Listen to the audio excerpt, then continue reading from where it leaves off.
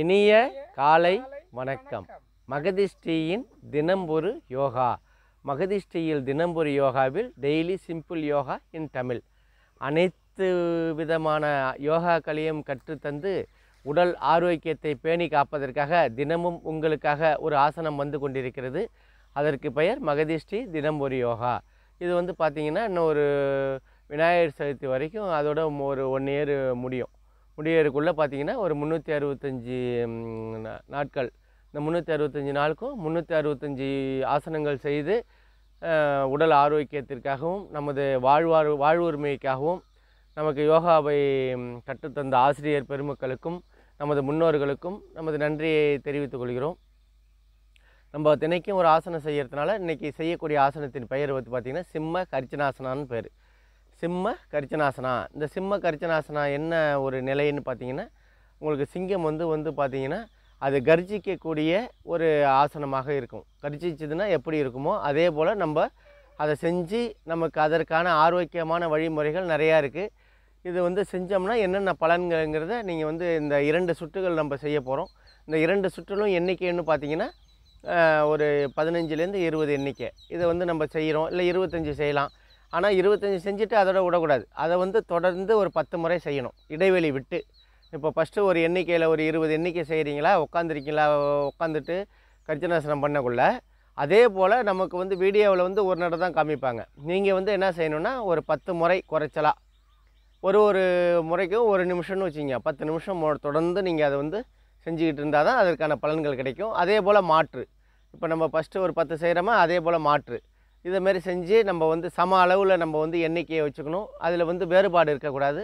அப்படி இருந்தோம்னா நம்ம ஆசனத்துக்கான பலன்களை நம்ம பண்ணணும். எல்லாத்துக்கும் மேலே நம்ம இந்த ஆசனம் செய்கிறதுக்கு நம்ம உடலை எப்படி தகுதியாக வச்சுக்கணும் அப்படின்னு பார்க்கணும். இப்போ காலையில் எப்படி எழுந்திரிக்கணும், என்ன உணவு உண்ணணும், என்னென்ன முறையை பயன்படுத்தணும், வரிசைப்படுத்தி நம்ம வந்து இன்னையிலேருந்து நம்ம சொல்கிறோம். நீங்கள் அதை வந்து பார்த்து பலனடையணும். தினைக்கும் சொல்லிக்கிட்டு இருக்கிறோமே, அப்புறம் இன்றைக்கி மட்டும் என்ன புதுசாக அப்படின்னு பார்த்தீங்கன்னா, இது வந்து உடல் ஆரோக்கியம். அதாவது காலையில் எழுந்தவுடன் என்ன செய்யணும், முகம் கழுவணும். எத்தனை மணிக்கு எழுந்திருக்கிறீங்க, ஒரு 5 மணிக்கு எழுந்திருக்கிறீங்கன்னு வச்சுங்க. காலையில் எழுந்தோடனே யூரின் போயிட்டு இப்போ முகத்தை கழுவிங்க. முகத்தை கழுவி பல் துளைக்கிடுங்க. பல் துளைக்கிட்டு ஒரு 5 அதாவது 2 டம்ளர் குறைச்சலா அதிகபட்சமாக ஒரு 5 டம்ளர் நீர் அருந்திடுறீங்க. நீர் அருந்திட்டு ஒரு 5 நிமிஷம் வெயிட் பண்ணிங்கன்னா உங்களுக்கு வந்து காலை கடன்களுக்கான ஒரு பணியை வந்து ஆரம்பிச்சிடும். பாத்ரூம் போகிறதுக்கு நீங்கள் ரெடி ஆகிடுவீங்க. அப்போ ரெடி ஆகிக்குள்ளே காலை கடன்களை நீங்கள் முடிச்சுட்றீங்க. முடிச்சுட்டு என்ன செய்கிறீங்க, யோகா பண்ணணும். இந்த யோகா பண்ணணுன்னா என்னென்ன செய்யணும், யோகா செய்யலாம், பிராணாயாமம் பண்ணலாம், எளிய உடற்பயிற்சிகள் எதுவாக இருந்தாலும் செய்யலாம். இப்படி நம்ம வந்து இதுதான் ஆரம்ப நிலை. இதை வந்து ஆரம்பிச்சுட்டு இப்போ இதை முடிச்சுட்றீங்க. இப்போ யோகாசனம் நீங்கள் பண்ணிடுறீங்க, பிராணாயாமம் பண்ணுறீங்க. அடுத்தது வந்து உடற்பயிற்சியோ இல்லை எதோ எளிய பயிற்சியோ ஏதாச்சும் பண்ணிக்கிட்டே இருக்கீங்க. அப்படிங்கக்குள்ளே உடலில் உள்ள உள் உறுப்புக்கு நீங்கள் செய்யக்கூடிய முடிச்சுட்றீங்க. அது ஒரு 20 நிமிஷம் நீங்கள் இதுக்காக மெனக்கெட்டு முடிக்கிறீங்கன்னா உடனே என்ன செய்யணுன்னா ஒரு இளநீர். அப்படி இளநீர் கிடைக்கலையா, ஒரு எலுமிச்சம்பழத்தான சாறு. அந்த எலுமிச்சம்பழம் முழுமையாக இல்லாமல் ஒரு பாதி மூடி மட்டும் போட்டு நீரில் வந்து உங்களுக்கு போட்டு நீங்கள் குடிக்கணும். அதுக்கு அடுத்தபடி பார்த்திங்கன்னா அதுவும் இல்லையா, அருகம்புல் சாறு. அது அருகம்புல் எங்கேயுமே உங்களுக்கு கிடைக்கும். அதை வந்து நீங்கள் அம்மியில் உரைச்சி அரைக்கலாம், இல்லை வந்து மிக்சியில் விடலாம். அது வந்து கொஞ்சம் நீர் விட்டு அல்லட்டினா மெய்யாது. அது நல்லா சுத்தமாக உங்களுக்கு ஒரு டம்ளர் அருகம்புல் சாறு குடிக்கிறதுக்கு. அப்படி இல்லையா மணத்த தக்காளி சாறு, அதுவும் இல்லையா வாழைத்தண்டு சாறு, இந்த வெண்பூசணின்னு சொல்லுவோம் அந்த சாறு. இது வந்து நம்மளுக்கு இயற்கையாகவே உடலுக்கு வந்து இந்த பொருளில் எதுவாக இருந்தாலும் எல்லாத்தையும் நாங்கள் குடிக்க சொல்லலை. ஏதாச்சும் ஒன்று டெய்லி இதை சாப்பிட்டிங்கன்னா அதை சாப்பிட வேணாம், அதை சாப்பிட்டிங்கன்னா அதை சாப்பிட வேணாம். அப்படியே டெய்லி இதை நீங்கள் வந்து சாப்பிட்டுடணும். அதுக்கு அடுத்தபடி பார்த்திங்கன்னா கேழ்வரகு கூழ், அப்படி இல்லைன்னா கோதுமையில் ஆன கஞ்சிகள், இல்லாட்டினா அரிசியில் ஆன கஞ்சிகள், முளைக்கட்டிய தானியங்கள். கோதுமையை வந்து முளைக்கட்டிய தானியமாக வச்சுக்கணும். இதை வந்து நம்ம ரெகுலராக வந்து இதை வந்து பண்ணணும். எவ்வளோ செய்யணும், 1 டம்ளர் 2 டம்ளர் இந்த கணக்குக்கு நம்ம வச்சுக்கணும்.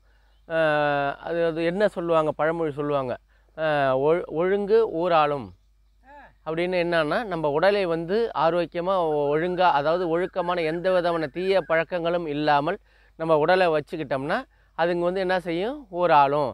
ஊராளுனா என்னன்னா நமக்கு வந்து எந்த நோயும் வராமல் நம்ம அடுத்தவங்களுக்கு ஒரு 10 பேருக்கு வந்து பலனடைகிற மாரி நம்ம சொல்லுவோம். புரியுதுங்களா? நம்ம நல்லா இருந்தால் தான் நம்ம வந்து 4 பேருக்கு நல்லது சொல்லலாம். நம்மளே வந்து உடம்பு முடியாமல் பலகீனமாக இருந்துட்டு நீ அப்படி செய்யணும் இப்படி செய்யணும்னு சொன்னால் அதை ஏற்றுக்க மாட்டாங்க. என்ன காரணம்னா ஒருத்தவங்க எக்ஸாம்பிள்னு சொல்லுவோம் பார்த்தீங்களா, எடுத்துக்காட்டாக வாழ்ந்தார் அப்படிம்பாங்க. ஒருத்தவங்க வந்து பார்த்திங்கன்னா எந்த விதமான தீய பழக்கமே இருக்காது. சிகரெட்டு பிடிக்க மாட்டாங்க, தண்ணி குடிக்க மாட்டாங்க, வேறு எந்த பழக்கமுமே இல்லாமல் தூய்மையாக இருப்பாங்க. அந்தமாரி இருக்கிறவங்க நிறைய பேர் இருக்கிறாங்க. நம்மளுக்கு தெரியறதில்ல, அது வெளிப்படுத்துறதில்ல அவங்க. அந்தமாரி வந்து வாழ்ந்து அது எக்ஸாம்பிளாக எடுத்துக்காட்டாக இருந்தது தான் ஒழுங்கு ஊராளும் அப்படின்னு நம்ம சொல்லுவாங்க. இப்போது வந்து நம்ம ஆசனத்துக்கு நம்ம போக போகிறோம். எல்லாருமே வந்து எப்படி செய்யணும் அப்படிங்கிறத வந்து பார்த்துட்டு இது செஞ்சுட்டு நீங்கள் கமெண்ட் பண்ணுங்கள். கமெண்ட் பண்ணி ஷேர் பண்ணுங்கள். ஷேர் பண்ணிங்களா? இப்போ வந்து எளிய உடற்பயிற்சிக்கு அப்புறம் நம்ம வந்து இந்த ஆசனத்துக்கு நம்ம போக போகிறோம். ஃபஸ்ட்டு வந்து வஜ்ராசனத்தில் உட்காந்துங்க. அப்போ தான் வந்து அந்த சிம்ம கர்ஜனாசனம் செய்கிறதுக்கு உங்களுக்கு வந்து நல்லா வசதியாக இருக்கும்.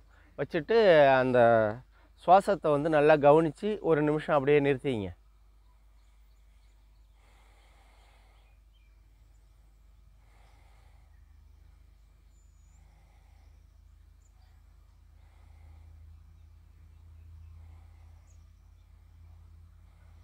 இப்போ மூச்சு சுவாசத்தை நம்ம வந்து நிறுத்திட்டோம். எப்படி போகுது எப்படி வருதுங்கிறத கணிக்கணும். சும்மா நினச்சிங்க கண்ணை மூடிக்கிட்டு இருந்தால் எந்த விதமான பிரயோஜனமும் இல்லை. இப்போ வஜ்ராசனத்தில் நம்ம உட்காந்துருக்குறோம். உட்காந்துட்டு எளிய பயிற்சி பண்ணுங்கள். சரிங்களா? எந்த அளவுக்கு நீங்கள் செய்கிறீங்களோ அந்த அளவுக்கு வயிறு வந்து குறைக்கப்படும், வயிற்றில் உள்ள பிரச்சனைகள் தீர்க்கப்படும், நுரையீரல்கள் நன்றாக செயல்படும்.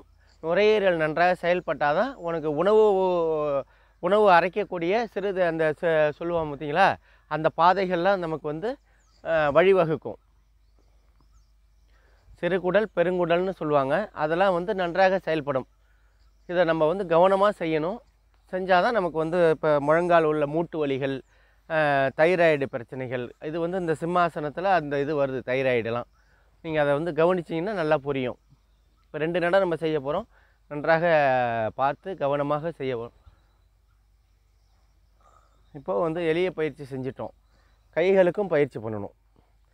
1 2 3 4 5 6 7 8 9 10. 1 2 3 4 5 6 7 8 9 10. கையை வந்து சுழற்சி.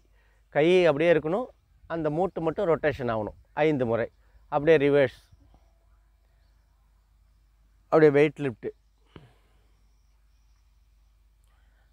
தூக்கிடுறோம். இப்போது நம்ம ஆசனத்துக்கு நம்ம போக போகிறோம். இதே வஜ்ராசனத்தில் உட்காந்துங்க. நல்லா கொஞ்சம் காலை வந்து பிரிச்சிங்க.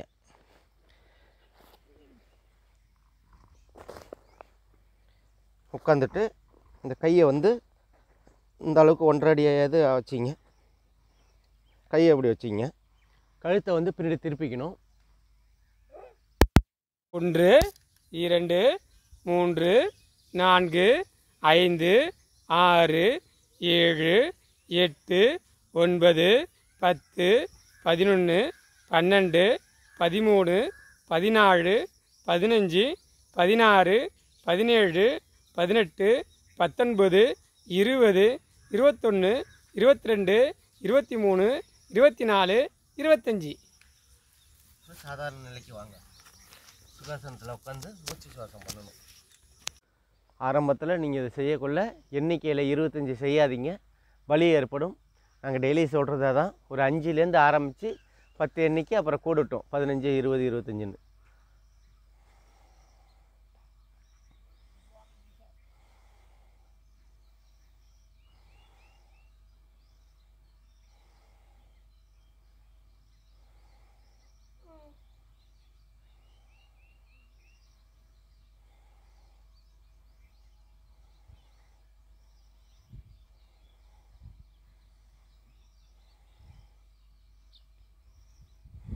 இப்போ மூச்சு சுவாசம் நம்ம வந்து பண்ணிட்டோம்.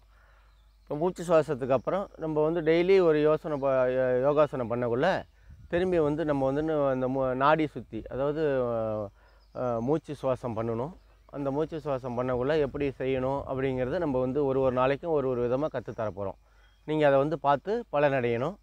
இப்போ சிம்ஹா, அதாவது சிம்ஹ கர்ஜாசனா நம்ம வந்து முதல் சுற்று முடிச்சிட்டோம். 2வது சுற்றுக்கு போகிறதுக்கு முன்னாடி இப்போ நம்ம வந்து எளிய பயிற்சிக்கு போவோம். அதுக்கப்புறமேலுக்கு அதற்கான பலன்களை நம்ம பார்ப்போம்.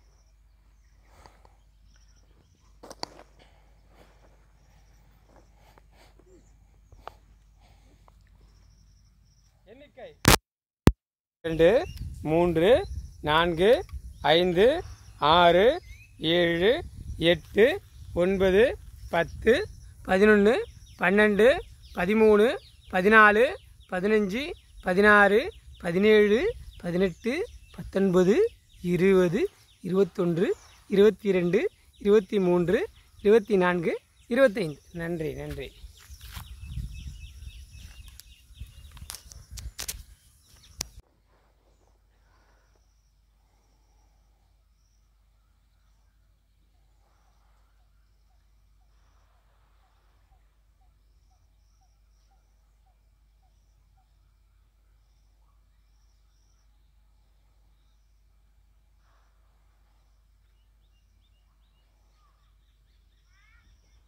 இப்போ நம்ம மூச்சு சுவாசம் பண்ணிட்டோம். இப்போ சிம்ஹ ஹர்ஜாசனா, சிம்ஹ ஹர்ஜனாசனா அப்படின்னு பேர். இதை 2 முறையும் செஞ்சிட்டோம்.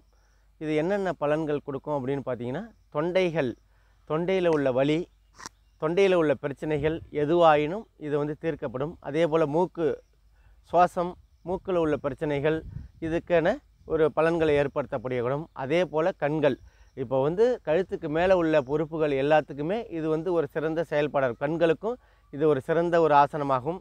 அதே போல் வாயில் ஏற்படும் நோய்கள் அனைத்தையும் தீர்க்கக்கூடியதாகும். சரிங்களா? அதே போல் மார்பிலிருந்தும், அதாவது மார்பிலிருந்து இந்த உதரவாதனம் சொல்லுவாங்க, அந்த இறுக்கத்தை வந்து நீக்கக்கூடிய இது ஒரு சிறந்த ஆசனமாகும். புரியுதுங்களா? வாயில், அதாவது திக்கி பேசுபவர்களுக்கு இது ஒரு சிறந்த ஆசனம். இது திக்கி யாராச்சும் பேசுகிறாங்கன்னா இந்த ஆசனத்தை செஞ்சாங்கன்னா அவங்க வந்து அடுத்தவங்கள்ட்ட பேசக்குள்ள கூச்சம் இல்லாமல் பேசுகிறதுக்கான வழிவகைகள் செய்யப்படும். தொடர்ந்து இதை வந்து செஞ்சிட்டே வந்தாங்கன்னா திக்குவாய் உள்ளவர்கள் இதற்கு முக்கியமாக அதை வந்து அவங்க பார்க்கணும். அவங்களுக்கு வந்து நல்ல ஒரு சிறந்த ஆசனமாகும். அதே போல் உறுதியான இனிமையான குரல் வளையத்தை கொடுக்கக்கூடியதாகும். உறுதியாக இப்போ வந்து சில பேருக்கு கீச்சு குரலாக இருக்கும். அவங்களாம் வந்து பார்த்திங்கன்னா நன்றாக பேசுபவர்களாக மாறிவிடுவார்கள். குரலும் வந்து ஒரு அழுத்தம் திருத்தமாக ஏற்படும். இதெல்லாம் வந்து இந்த அதே போல் தைராய்டு, இந்த கழுத்தை வந்து நம்ம நல்லா சிங்கம் போல் கரிச்சித்து கழுத்தை வந்து நல்லா பின்னாடி தள்ளுறோம் இல்லைங்களா, அப்படிங்கக்குள்ள அந்த கழுத்தில் உள்ள தைராய்டு பிரச்சனைகளுக்கு இது ஒரு சிறந்த ஆசனமாகும்.